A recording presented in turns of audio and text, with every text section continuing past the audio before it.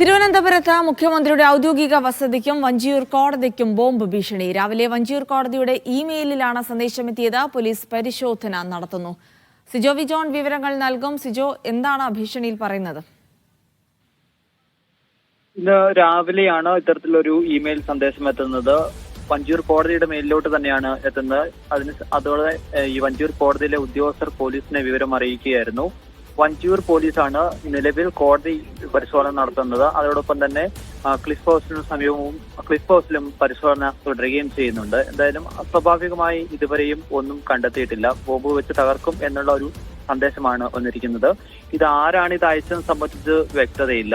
കാരണം അത് തെറ്റായ രീതിയിലുള്ള അങ്ങനെ വളരെ വേഗത്തിൽ മനസ്സിലാക്കുന്ന രീതിയിലുള്ള ഇത്തരത്തിലുള്ള മെയിലുകൾ വന്നിരിക്കുന്നതെന്നുള്ളതാണ് പോലീസ് അറിയിക്കുന്നത്. എന്തായാലും ഈ മെയിൽ വന്നതിന് പിന്നാലെ പരിശോധന നടത്തുക എന്നുള്ളതാണ് പ്രാഥമികമായിട്ട് ചെയ്തിരിക്കുന്നത്.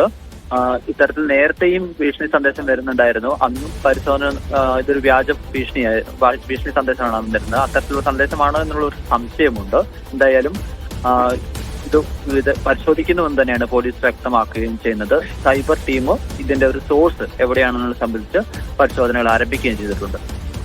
ശരി സിജോ.